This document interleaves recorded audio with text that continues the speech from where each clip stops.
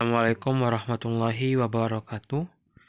Selamat pagi dan salam sejahtera untuk kita semua. Perkenalkan, nama saya Rapti Pandu Ramadhani dari Program Studi Pendidikan Fisika Angkatan 2019 kelas Indralaya. Di sini saya ingin mempresentasikan terkait makalah saya pada mata kuliah dasar-dasar dan proses pembelajaran fisika yang diampu oleh Bapak Dr. Ketang Wiono dan juga Bapak Saribud.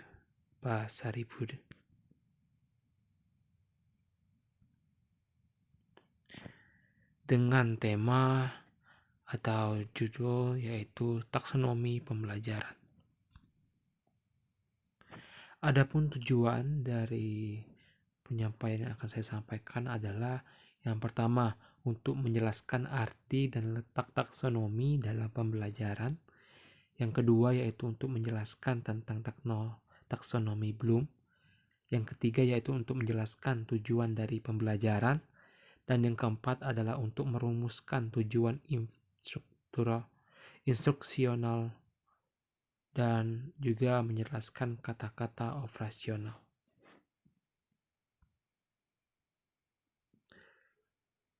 Yang akan kita bahas pertama yaitu arti dan letak taksonomi dalam pembelajaran.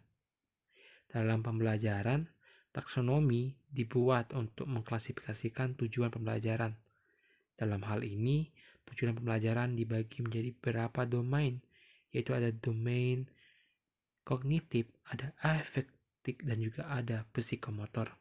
Di mana pada domain kognitif itu menekankan pada pengetahuan dari siswa tersebut, sedangkan afektif adalah menekankan pada sikap sosial dari siswa tersebut, sedangkan psikomotor itu menekankan pada kemampuan dari gerakan dari siswa tersebut, kreativitas mereka.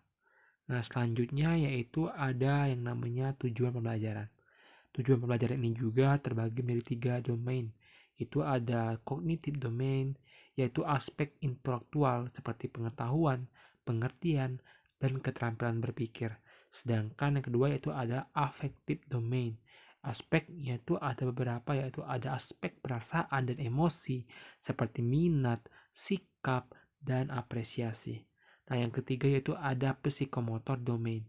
Nah, ini ada beberapa aspeknya juga, yaitu ada tulisan tangan, mengetik, berenang, berkreasi, dan lain sebagainya. Nah, selanjutnya ini ada yang namanya tujuan pembelajaran. Tujuan pembelajaran ini terdapat menjadi 6, yaitu ada tujuan khusus, itu ada tujuan sementara, ada tujuan tidak lengkap, ada tujuan seketika, dan ada tujuan perantara. Selanjutnya itu ada tujuan instruksional.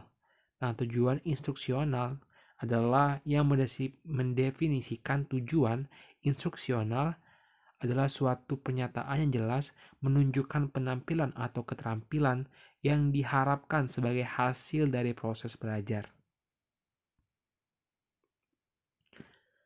Nah, adapun kesimpulan dari apa yang telah saya jelaskan, yaitu secara etimologi taksonomi memiliki beberapa perincian, klasifikasi, atau sistem kategori, di mana kategori-kategori disusun atas dasar pertentangan, sedangkan secara terminologi, taksonomi merupakan suatu tipe sistem klasifikasi yang khusus yang berdasarkan data penelitian ilmiah mengenai hal-hal yang digolongkan dalam sistematika itu.